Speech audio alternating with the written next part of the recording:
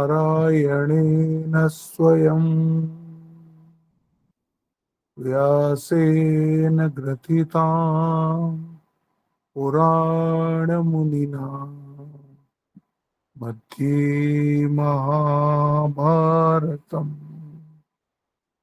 अद्वैतामृतवर्षिणीं भगवतीम् अष्टादशाध्यायिनीम् अम्ब त्वामनुसन्दधामि भगवद्गीते भवद्वेषिणीम् वसुदेवसुतं देवं कंसचाणूरमर्दनं देवकी परमानन्दं कृष्णं वन्दे जगद्गुरुं मूकं करोति वाचालं पङ्गुं लङ्घयते गिरिं यत्कृपातमहं वन्दे परमानंद माधवम। 8 নম্বর শ্লোক থেকে 8 নম্বরের আগে বলা হয়েছিল কর্মযোগের ইম্পর্টেন্স। এবার 8 নম্বর শ্লোক থেকে কর্মযোগ কি সেইটা বলা হচ্ছে। 8 নম্বর শ্লোক থেকে নিয়ে 20 নম্বর শ্লোক অবধি ওইটাই বলা হবে। আমরা দেখলাম কর্মযোগ মানে হচ্ছে দুটো শব্দ দ্বারা রচিত, কর্ম আর যোগ। কর্ম মানে হচ্ছে প্রপার অ্যাকশন। তাতে আমরা দেখলাম সাত্বিক অ্যাকশন, রাজসিক অ্যাকশন, তামসিক অ্যাকশন।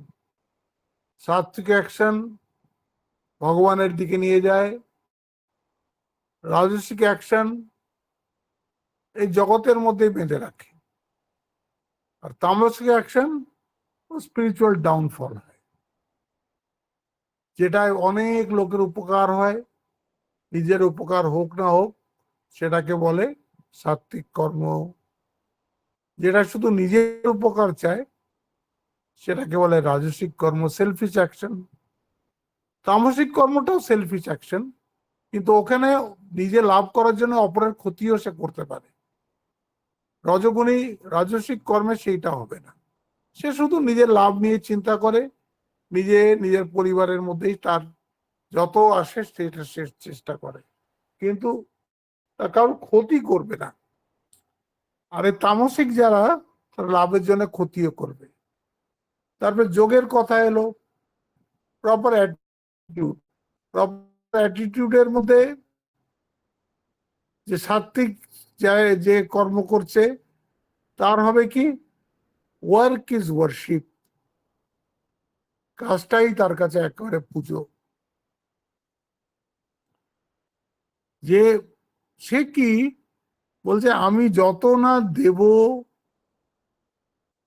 যত আমি নেব তার থেকে অনেক বেশি আমি দেব।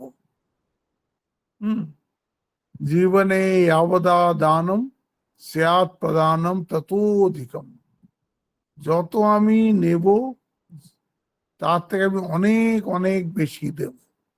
এই যে আমরা চাকরি বাকরি করি, তখন একটা জিনিস ভাবা উচিত, এই যে মাইনেটা আমি পাচ্ছি, আমি কি সেই অনুরূপে কাজ করছি? হ্যাঁ, তখনই বেরিয়ে যাবে যে আমার কাজটা সাত্বিক কর্ম হচ্ছে না রাজসিক কর্ম হচ্ছে না তামসিক কর্ম হচ্ছে। এটা হচ্ছে একটা মাপকাঠি, যে আমি নিচ্ছি কম, দিচ্ছি বেশি, এটাকে বলে সাত্বিক কর্ম। কর্মযোগ, কর্মযোগ।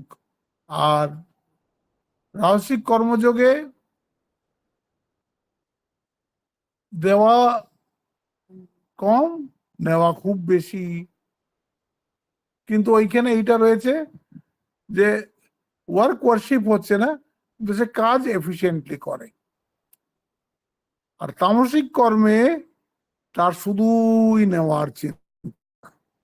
স্কুলে গেল, অফিসে গেল, যেখানে গেল, কবে ইনক্রিমেন্ট পাবো, কবে প্রমোশন পাবো, কোন টাকাটা কোথায় ইনভেস্ট করব, সেই নিয়েই পড়ে আছে। তার কর্মের দিকে কোনো নেই। আমি অনেক সময় দেখেছি, এই ট্রেনে করে যেতাম কলকাতায়, তো অফিসে যাচ্ছে সকালবেলা, সব টায়ার্ড ফেসেস। আমি মনে করতাম এরা কি অফিসে কাজ করবে, এরা তো এখনই ক্লান্ত হয়ে বসে আছে, অফিসে যাওয়ার সময়ই তাদের সমস্ত এনার্জি শেষ হয়ে গেছে। এরা, এদের দ্বারা কোনো কর্ম হবে না। এরা সবসময় প্রিকাস্টিনেশন। আপনি কোনো কাজ নিয়ে যান, আচ্ছা ফাইলটা রেখে যান, কালকে পরে দেখবো, ওই থাকলো পরে, মানে যে কবে হবে তার কোনো ঠিক নেই। কাজটাকে শুধু ওরা পিছিয়ে যাবে পিছিয়ে যাবে, একদিন আপনার ফাইলই পাওয়া যাবে না, পরে বলবে ওটা তো আপনি আবার একটা ফাইল দিন, আবার একটা আপনার কেসটা দিন।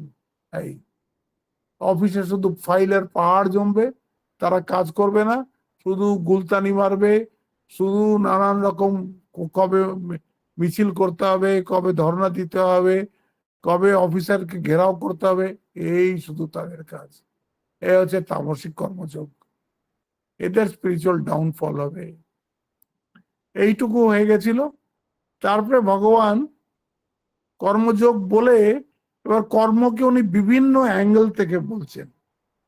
বিভিন্ন অ্যাঙ্গেল থেকে কর্ম বলতে গিয়ে প্রথমে বললেন, প্রথম অ্যাঙ্গেল যেটা বলছে নিয়তম কুরু কর্মত্তম কর্ম যায় হি কর্মণা, ভগবানের আদেশ মনে করে কর্ম করো। কর্মযোগের একটা অ্যাঙ্গেল উনি বলে দিলেন। বিহিত কর্ম, যেটা তোমার স্টিপুলেটেড ডিউটি, সেটাকে ভগবানের আদেশ মনে করো।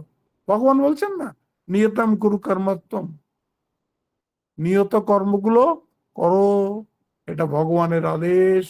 এটা হচ্ছে একটা অ্যাঙ্গেল। তারপর উনি বললেন ওয়ার্ক অ্যাজ ওয়ার্শিপ, যে কাজটাই করো সেটা পুজোর মতন করো। এইখানে হলো যোগ্য কনসেপ্ট।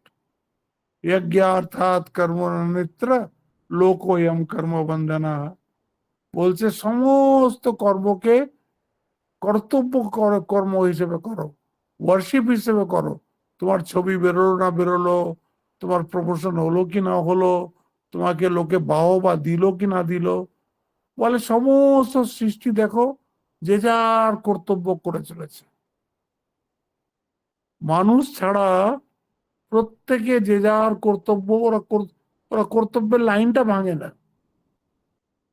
সে গাছই হোক কি পশুই হোক কি নদী হোক, তারা একটা নিজের যে লিমিটেশন আছে সেই লিমিটেশনের মধ্যেই তারা ফাংশন করে। এই মানুষ হচ্ছে কি, এ ভালো কর্মও করতে পারে, কিছু নাও করতে পারে, আবার খারাপ কর্মও করতে পারে, ক্ষতিও করতে পারে। ভগবান জানতেন যে মানুষকে যে আমি ফ্রিডমটা দিয়েছি, এই ফ্রিডমটা অনেকেই ব্যবহার করবে না, অনেকে এই ফ্রিডমটাকে দুরুপয়োগ করবে। তাই জন্য ভগবান সৃষ্টির সঙ্গে সঙ্গে বেদটাকেও দিলেন। বেদ মানে জ্ঞানাত্মক তত্ত্ব, বই নয়। সেই জ্ঞানটাও সাথে পাঠালেন যে তোমার কি কি করলে তোমার মানুষ হিসেবে উত্থান হবে, আর না করলে তোমার কি করে তুমি নিচের দিকে যাবে। তো তাই জন্য সেকেন্ড মহারাজে এইটা ভগবানের এ ছিল যে do Karma as worship, work is worship. হ্যাঁ, তারপরে আজকে বলছেন তৃতীয়। হুম, কালকে দুটো হয়ে গেছে, আজকে তৃতীয়টা আসছে। ইষ্টান ভোগান হি দেবা, ইষ্টান ভোগান হি वो देवा दास्यन्ते यज्ञ भाविता तैदत्तान प्रदायेभ्यो यो भुंक्ते स्तेन एव स। এই ভীষণ ইম্পর্টেন্ট, এই যে লাস্ট পার্টটা, ইয়ো ভুংতে স্তেন এব স। এখানে তার অর্থ করছেন যজ্ঞের দ্বারা সন্তুষ্ট হইয়া দেবতাগণ তোমাদের মনোবাঞ্ছিত ভোগ দান করিবেন। দেবতা মানে কি? দেবতাকে তো আমরা দেখতে পাচ্ছি না, কিন্তু এই প্রকৃতিকে দেখতে পাচ্ছি, সামনে এই সৃষ্টিটাকে দেখতে পাচ্ছি।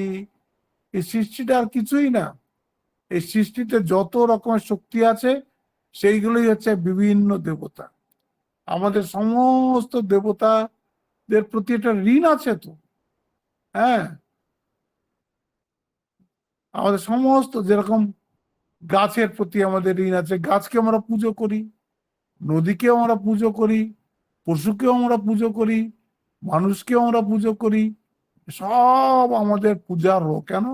আমরা জানি দেবতা সব জায়গায় আছেন। ভগবান এখানে বলছেন, যজ্ঞের দ্বারা সন্তুষ্ট হইয়া দেবতাগণ তোমাদের মনোবাঞ্ছিত ভোগ দান করিবে। তার মানে কি, এই যত ফোর্সেস আছে পৃথিবীতে, কত ফোর্স আছে আপনি আমি নিজেই জানি না। এই যে আমরা মুখে ভাতটা তুলে নিচ্ছি, আমাদের খুব সিম্পল মনে হচ্ছে, এই ভাত খেলাম, এই ডাল খেলাম, এই সবজি খেলাম, এই ডিম খেলাম।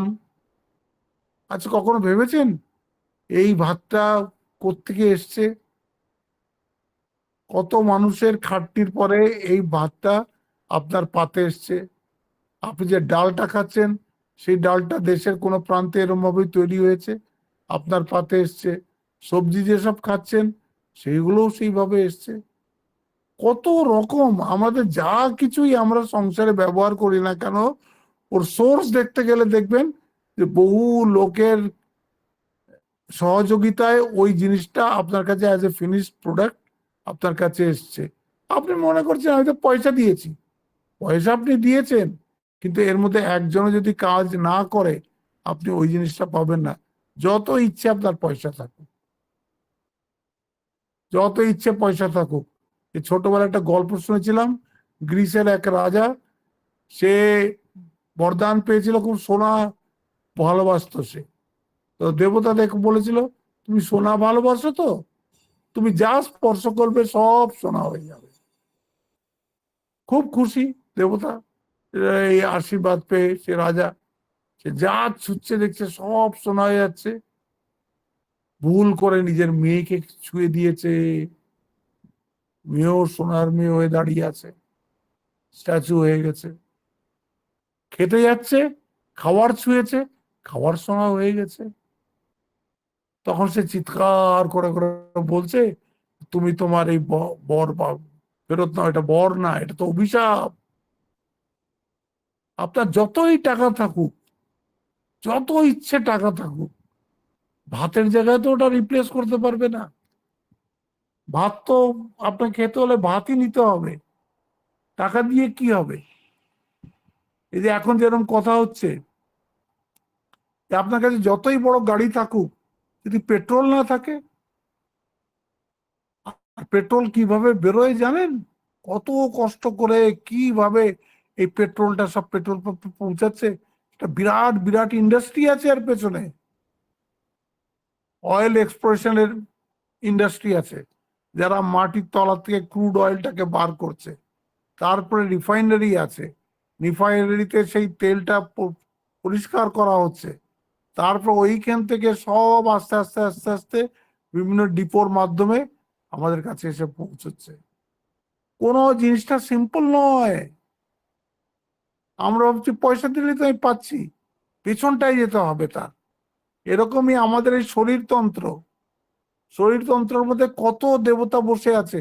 আপনি মনে করুন, মুখের মধ্যে খাবার ছেড়ে দিলাম, সব নিউট্রিয়েন্টস গুলো আলাদা হয়ে যাচ্ছে, ওয়েস্ট পদার্থ আলাদা হয়ে যাচ্ছে, এর থেকে রক্ত তৈরি হয়ে যাচ্ছে, এর থেকেই মাংস তৈরি যাচ্ছে। কে করছে? কোন চেতন পদার্থ যদি না থাকে,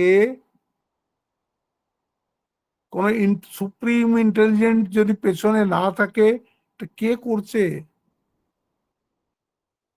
একটা মানে মাইন্ড বগলিং, মাথা খারাপ হয়ে যাবে।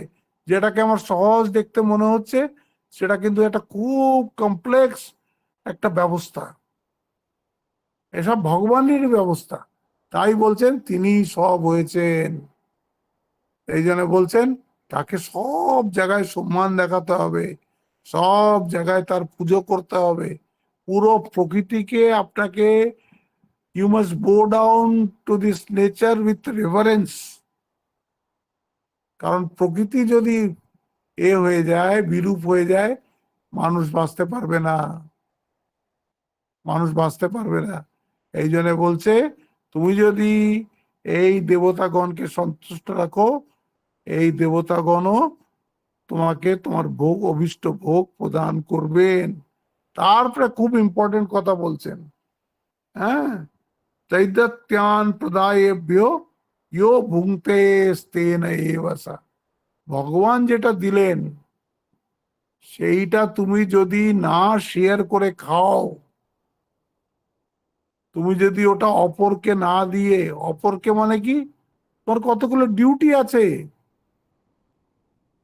কতগুলো ডিউটি আছে। আমি অনেক মানুষকে দেখেছি, এখানে নয়, উত্তর ভারতে অনেক মানুষকে দেখেছি, এখানে তো গরুও তেমন ঘোরে না, মানে প্রচুর গরু রাস্তায় ঘুরে বেড়ায়, আর মানুষ রুটি নিয়ে নিজের গেটে দাঁড়িয়ে আছে, আর গরুও জানে যে ওইখানে গেলে রুটি পাবো,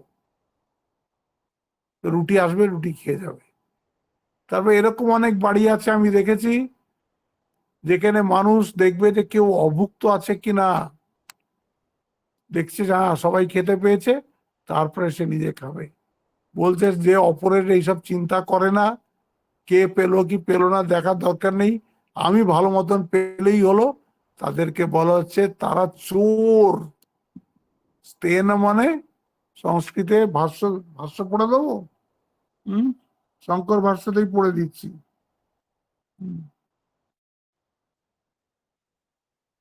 স্তেন এব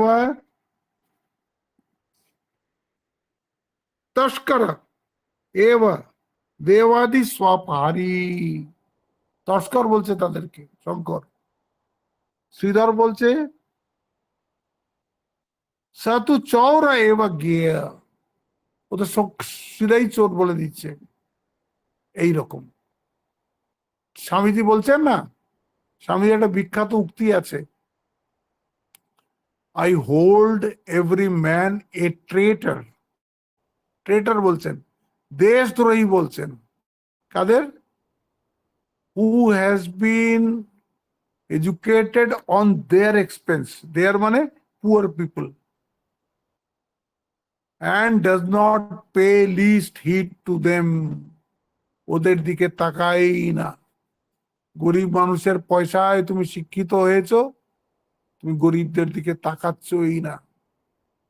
বলছে আমি এরকম প্রত্যেকটা মানুষকে দেশদ্রোহী বলে মনে করি, এই জন্যে এরকম করতে নেই। গীতার আদেশ যে তুমি এক তো প্রকৃতি রূপ এই দেবতাকে সন্তুষ্ট করো, সে বদলে তোমাকে তোমার ভোগ বস্তু প্রদান করবেন, কিন্তু সবসময় মনে রেখো এটা তোমার একার জন্য নয়, অনেকের এর মধ্যে শেয়ার আছে। আমি এরকম অনেক ভদ্রলোক দেখেছি যারা মাইনের একটা অংশ, একজন ভদ্রলোককে তো আমার মনে আছে, মারা গেছেন সাক্সেনা বলে, তিনি 3%, হ্যাঁ 3% নিজের মাইনের, ওটা বলতেন এটা আমার না, এটা সমাজের, এই সমাজ আমাকে এই আমার শিক্ষিত করেছে, আজকে আমাকে এই জায়গায় পৌঁছেছে, এইটা সামাজিক কাজেই যাবে। ওই টাকাটা উনি বিভিন্ন প্রতিষ্ঠানে দিতেন, নিজের তরফ থেকে পরিষ্কার। এই যে আমাদের এই যে আশ্রমটা, এই আশ্রমটা চলছে কি করে, এই কেউ 100 টাকা দিচ্ছে মাসে, কেউ 200 টাকা দিচ্ছে মাসে, ম্যাক্সিমাম 500 টাকা দিচ্ছে, কেউ কেউ 1000 টাকাও দেয়, সেই দানে আমাদের এই আশ্রম চলছে। তারা জানে যে এইটা আমাদের একটা ডিউটি, আশ্রমটা চলা উচিত, এই জন্য তার সবাই তাতে আমাদের এই 7-8টা ছেলে আর আমার এই এই খরচাটা বেরিয়ে যায়। আমরা তো কোথাও যাই না, শুধু ছেলেগুলো 2 সপ্তাহে মুষ্টি ভিক্ষা করতে চায়, যেসব ভক্তরা বলে যায় যে আমি চাল দেব, তো তাদের বাড়ি গিয়ে চালটা নিয়ে আসে, তাতে আমাদের ভাতটা হয়ে যায়। তো এরম করেই চলে। যাই আমি আয় করি না কেন, এটা আমাকে সব সময় মনে রাখতে হবে যে এটার উপরে শুধু আমার একার ভাগ নয়, এটার উপরে অনেকের অধিকার আছে। যার যার অধিকার আছে তাকে তা দিতে হবে। মায়ের অধিকার আছে, বাবার অধিকার আছে, হ্যাঁ, তার পরিবারের অধিকার তো আছেই আছে, সেটা তো মানুষ বুঝতেই পারে, কিন্তু এই যে মা বাবা সমাজ, এইটা মানুষ বোঝে না যে এদেরকেও আমাকে করতে হবে, এদের জন্যই তো আমি এইখানে এই অবস্থায় পৌঁছেছি। হুম। এই জন্য বলছে যে দেয় না, যে একা একা খায়, সে তো একটা চোরই বটে, চোর। হ্যাঁ, এইটাই বলে দিল। ইষ্টান ভোগান হিব দেবা দাস্যন্তে যজ্ঞ ভাবিতা তৈদত্তান প্রদায়েভ্য ইয়ো ভুঙ্ক্তে স্তেন এবসা। এইটা এত, মানে যখনই আপনার ওই ভোগ বুদ্ধি আসবে যে সবটা আমি খেয়ে নেবো, তখনই গীতার এই শ্লোকটা মনে করবেন, এ ভুঙ্ক্তে স্তেন এবসা, সে চোর একটা। তারপরে বলছেন আরো সুন্দর বলছেন এই শ্লোকটায়, যজ্ঞা শিষ্টাশিনোসন্ত মুচ্যন্তে সর্বকিল বিষয়হি ভুঞ্জতে তে ত্বগং পাপ ইয়ে পঞ্চাতাত্ম কারণাৎ। বাপ রে বাপ, এই শ্লোকটাই তো কি বলছে, তোমাকে সবসময় যোগ্য শিষ্ট খেতে হবে। যজ্ঞ শিষ্টা আশিনা, আশিনা মানে খাওয়া, আশিনা সন্ত ভুঙ্ক্তে মুচ্যন্তে সর্বকিল বিষয়হি, যারা যজ্ঞাবশেষ অন্ন ভোজন করেন তারা সকল পাপ হইতে মুক্ত হন। দেখুন, যজ্ঞ শেষের গল্প শুনবেন, স্বামীজি কর্মযোগে বলেছেন, কি অদ্ভুত গল্প। এটা মহাভারত থেকে নিয়েছেন, কিন্তু স্বামীজি এই গল্পটা বুঝিয়েছেন যে যজ্ঞ শেষ কেরম ভাবে খেতে হয়, যজ্ঞ শেষ খেলে কি হয়। বলছে যুধিষ্ঠিরের রাজসূয় যজ্ঞ হয়ে গেছে, কর্মযোগেই আছে এই গল্পটা। যুধিষ্ঠিরের রাজসূয় যজ্ঞ হয়ে গেছে, তখন দেখছে একটা কাঠবেড়ালি, তার অর্ধেকটা শরীর সোনার, অর্ধেকটা শরীর সোনার, আর অর্ধেকটা শরীর যেমন কাঠবেড়ালিদের হয় সেরকম। সে এসে যেখানে হোম হয়েছে, রাজসূয় যেখানে হোমের আগুন নিভে গেছে, ওরা সবাই দাঁড়িয়ে আছে, সেই ছাইয়ের মধ্যে এ খুব গড়াগড়ি খাচ্ছে এই কাঠবেড়ালিটা। তো কাঠবেড়ালিটাকে জিজ্ঞেস করা হলো, তুমি এখানে গড়াগড়ি খাচ্ছ কেন? না, তোমরা তো দেখছোই, একটা যজ্ঞ আমিও দেখেছি, সেই যজ্ঞাশিষ্ট আমার শরীরে ছোঁয়া মাত্র আমার অর্ধেক শরীর সোনার হয়ে গেছে, আর বাকি অর্ধেকটা শরীরকে সোনার করার জন্য আমি যেখানেই যজ্ঞ হচ্ছে সেখানেই গিয়ে সেই যজ্ঞার শেষের ওপরে আমি গড়াগড়ি দিই। আপনি মহারাজ যুধিষ্ঠির, আপনার তো খুব ধর্মপ্রাণ মানুষ, খুব বড় যজ্ঞ করেছেন, প্রচুর দান ধ্যান দিয়েছেন, তাই দেখলাম যদি আপনার এখানে এসে আমার শরীরটা সোনার হয়ে যায়। কই হলো না তো।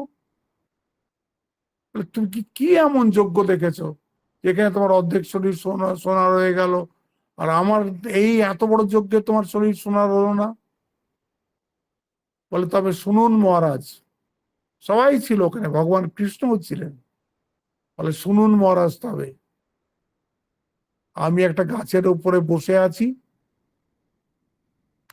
হঠাৎ দেখলাম যে ওই গাছের নিচে একটা রাস্তায় কোনো মানুষ যাচ্ছিল, শীতের কাল, সে পথ হারিয়েছে, অনেক দূর যাবে, সেই গাছটার তলায় আশ্রয় নিল। ওই গাছটায় একটা কপতি আর তার একটা বাচ্চা ছেলে আর একটা বাচ্চা মেয়ে, এই চারটার উপরে থাকে। তারা দেখলো এই মানুষটা শীতে খুব কষ্ট পাচ্ছে, কুরকুর কুরকুর করছে। তখন বললো আমাদের যে এদেরকে একে একটু ব্যবস্থা করে দিতে হবে। বলে এটা তাড়াতাড়ি উড়ে গিয়ে সব দেখলাম, প্রত্যেক কাঠি ফাটি রাত্রেই নিয়ে এলো। কাঠি নিয়ে এসো, এক কপত একটা আগুনের এও নিয়ে এলো, আগুন দিয়ে দিল ওখানে, আর পাখা দিয়ে একটু হাওয়া দিল, আগুনটা ধরে গেল। তখন সেই মানুষটা একটু আরাম করে বসলো। এতক্ষণ খুব শীত লাগছিল, এখন তার শীত লাগছে না, আগুনের সামনে বেশ বসে আছে। কিন্তু এরা বুঝতে পারলো যে ও খুব খিদে পেয়েছে, কি করবে? কপোতটা বলছে কপতিকে যে দেখো, আমাদের এখানে অতিথি এসছে, সে খুব ক্ষুধার্ত, তা আমরা কিছু খেতে দিতে তোকে পারছি না। এক কাজ করি, আমি ওই আগুনটার মধ্যে ঝাঁপ দিই,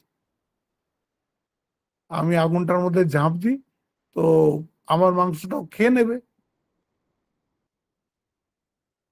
যতক্ষণে ওরা তর্ক বাদিয়ে দিয়েছে, না না আপনি যাবেন কেন, আপনি গেলে তো আপনি বাড়ির কর্তা, আপনি থাকুন আমি যাচ্ছি, এইসব বলতে বলতে কপোত ওর মধ্যে একটা লাফ দিয়ে দিল।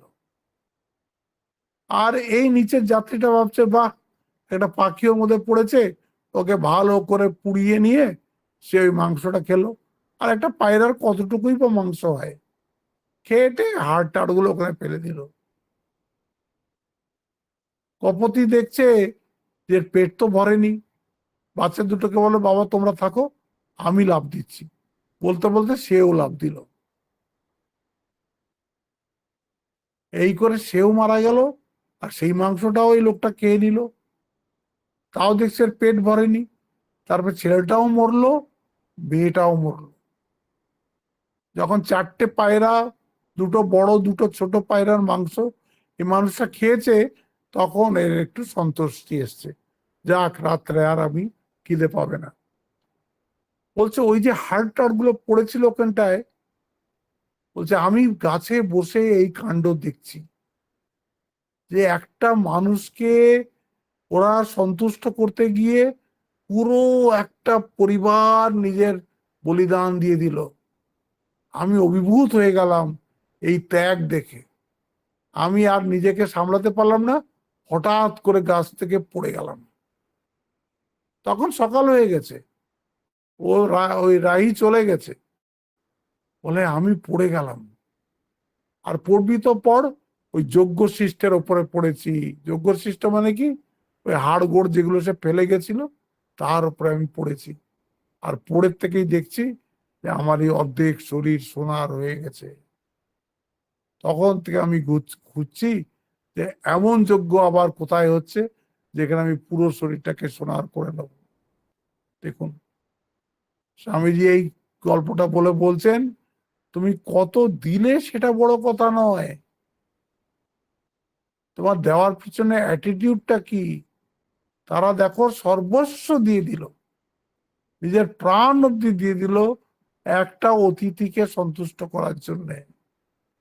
বলছে এইটা হচ্ছে যজ্ঞ। এই যে যজ্ঞ শিষ্ট খাওয়ার মানে হচ্ছে, এই যে বলছে না এতে উম উপনিষদে বলছে, না প্রজায়া না ধনে না, খুব বাচ্চা কাচ্চা হলো খুব বড় হলো, নট লাইক দ্যাট। না ধনে না, খুব পয়সা করে এলো তাতেও না।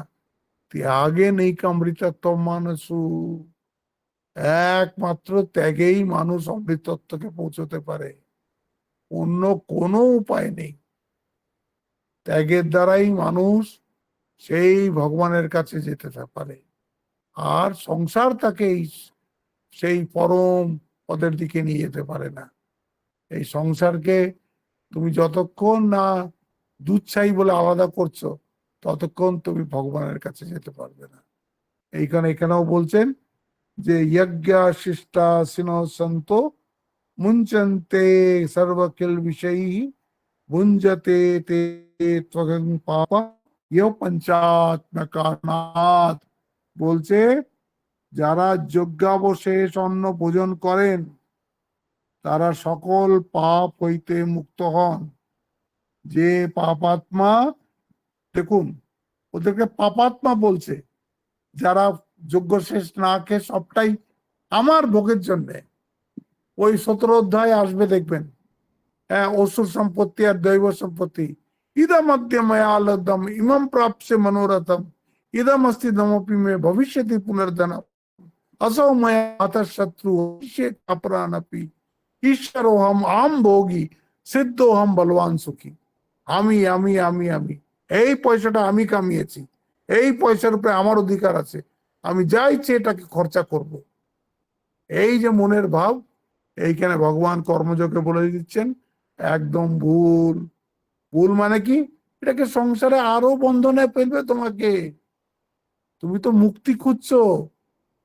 এইটা সবসময় মনে রাখতে হবে। আমাদের উদ্দেশ্য হচ্ছে,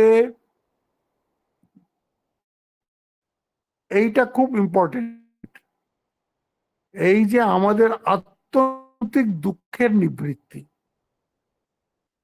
সবসময় যে আমরা দুঃখ পাচ্ছি, চাই না কিন্তু পাচ্ছি, এটাকে বলে আত্যন্তিক দুঃখ। আর পরমানন্দ প্রাপ্তি, সব সময় আনন্দ। আর শুধু আনন্দই নয়, পরমানন্দ। এইটাকেই বলে মোক্ষ, এইটাকেই বলে আত্মজ্ঞান, এইটাকেই বলে ভগবান লাভ, এইটাকেই বলে ব্রহ্মজ্ঞান লাভ। আত্যন্তিক দুঃখের নিবৃত্তি, পরমানন্দ প্রাপ্তি। এটা হবে কি করে? এটা হবে জ্ঞানে। জ্ঞানে এটা হবে। জ্ঞানের অন্তরায় কি? জ্ঞানের অন্তরায় হচ্ছে এই আমাদের সংসারের প্রতি অ্যাটাচমেন্ট। এই এই কথাগুলো ভুললে চলবে না। সংসারের প্রতি অ্যাটাচমেন্ট, তার থেকে আসছে দুঃখ, আর তার থেকে হয়ে গেছে মোহ, মোহতে এসে গেছে ডিলিউশন, বুদ্ধি ঠিক মতন কাজ করছে না। আর আমরা সংসারটাকে সত্য মনে করে, শরীরটাকে সত্য মনে করে ব্যবহার করে যাচ্ছি। এর থেকে যদি বাইরে আসতে চাই, তাহলে জ্ঞান লাভ করতে হবে। জ্ঞান লাভ করতে হলে চিত্তশুদ্ধি করতে হবে। চিত্তশুদ্ধি করতে হলে এমন কর্ম করতে হবে যেটা বন্ধন না হয়ে মুক্তির কারণ হয়। বলেছেন দ্বিতীয় অধ্যায়ে, এ সাথে বিহিতা সাংখ্যে বুদ্ধি যোগে তিমাম সিনুম বুদ্ধা যুক্ত ইয়া পার্থ কর্মবন্ধম প্রয়াসসি। সব সময় কর্মবন্ধনে ফেলে। কেন? আমি করেছি, আমি সফলতা লাভ করেছি, আমি খেটেছি বলে আমি এটা পেয়েছি। করতে নেই ওরকম। ভগবানের ইচ্ছে ছাড়া কিচ্ছু হয় না। দেখুন, প্লেন ক্র্যাশে একটা মানুষ বেঁচে গেছে। প্লেন ক্র্যাশে বেঁচে গেছে। মোদির কাছে, মোদি ওকে দেখতে গেছিলেন হাসপাতালে। বলছে আমি জানি না, এমার্জেন্সি ডোরের কাছে আমি বসেছিলাম, কি করে ডোরটা ভেঙে বেরিয়ে গেল, কি করে আমার সিটটা যখন থেকে উড়ে চলে গেল, আমি কিচ্ছু জানি না।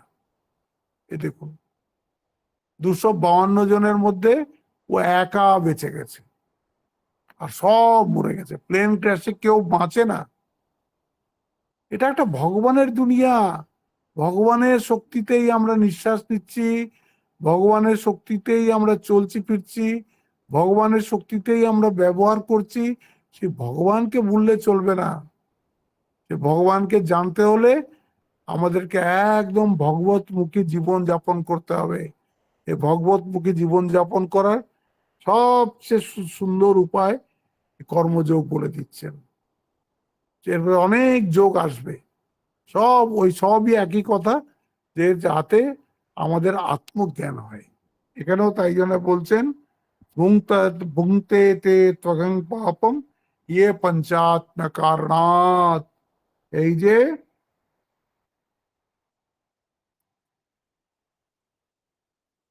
যে পাপাত্মা পুরুষগণ কেবল আপনাদিগকেই, আপনাদিগের জন্যই অন্ন পাক করিয়া থাকে। এই দেখুন, আপনাদিগের জন্যই অন্ন পাক করিয়া থাকে, তারা পাপ মাত্র ভোজন করিয়া থাকে। আমি একটা আশ্রমে গেছিলাম হিমাচলে, এই যে এবার গেছিলাম। তো আমি ওই আশ্রমটায় রোজ গেলেই যাই।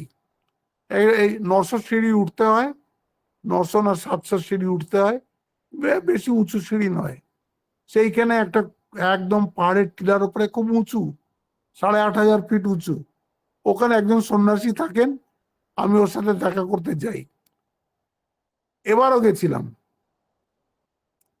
আর দুবার তো আমি ওর কাছে গিয়ে থেকেওছি, 7 দিন 7 দিন করে থেকেছি। ও দেখি ওর চেলারা রোজ সকালে 1 হাঁড়ি ভাত আর 1 হাঁড়ি ডাল,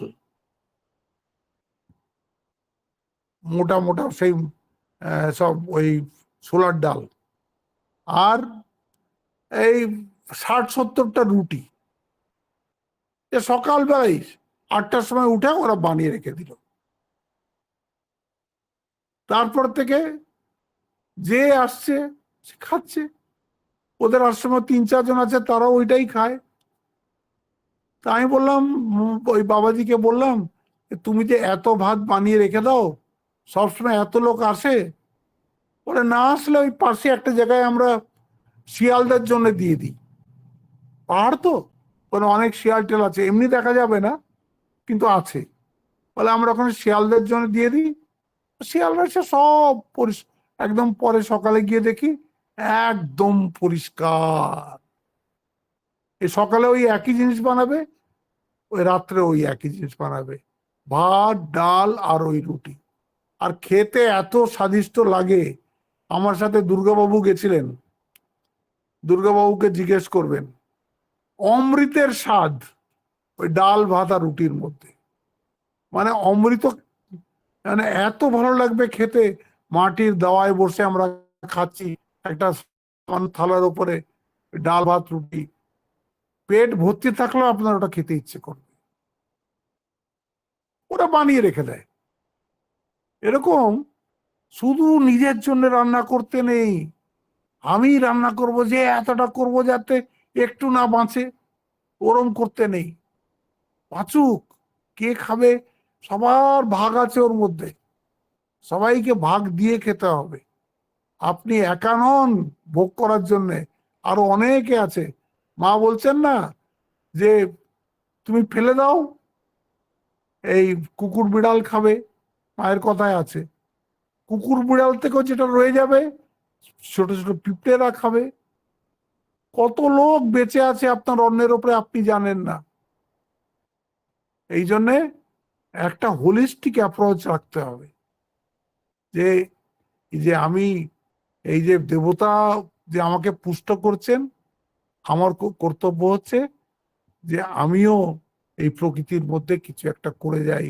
তাই জন্য এই 5 ঋণের কথা আছে, দেব ঋণ, ঋষি ঋণ, পিতৃ ঋণ, ঋণ, ভূত ঋণ। দেব ঋণ হচ্ছে এই দেবতার উপাসনা আদি, এটা দেব ঋণের মধ্যে পড়ে। ঋষি ঋণ হচ্ছে শ্রদ্ধায়, আপনাকে রোজ শ্রদ্ধায় করতে হবে। পিতৃ ঋণ হচ্ছে ওই যে আপনি তর্পণ আদি করেন, ওই ফ্যামিলি ট্রেডিশন আপনি মেনটেন করেন, এটা পিতৃ ঋণ। ঋণ মানে অন্য মানুষদের সেবা করা। আর ভূত ঋণ মানে হচ্ছে এই যে অন্য প্রাণীদের সেবা করা, পশু পাখির সেবা করা, গাছের সেবা করা, এসব ভূত ঋণের মধ্যে আসছে। এই 5টা আমাদের ডিউটি। এই 5টা আমরা ডিউটি যদি না করি, তাহলে আমরা তো নিজের ডিউটি করছি না, তাহলে তো আমরা মানুষ হয়ে এই যে এসছি, সে মানুষের কর্তব্য করছি না। এইটাই হয়ে গেছে সমস্যা, এইটাই আজকের মডার্ন সমস্যা।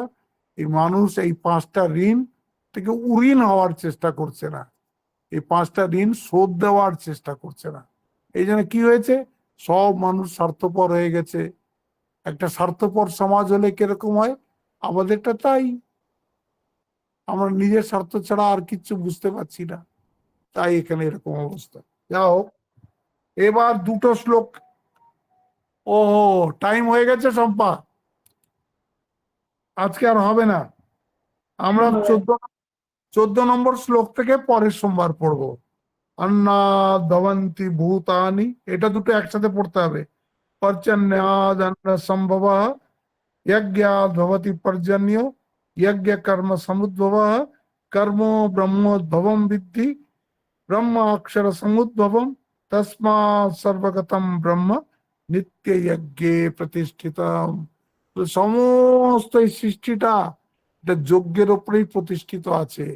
কিভাবে আছে আমরা পরের সপ্তাহে সোমবারে দেখব। আজ এখানেই শেষ করছি।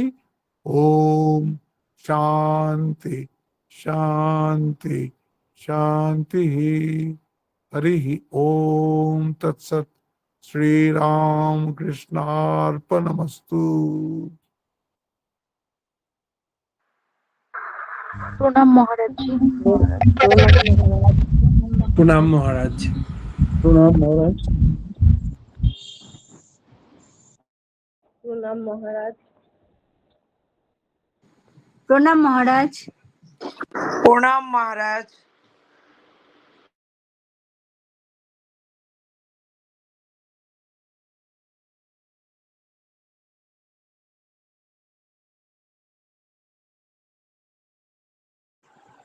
প্রণাম মহারাজ।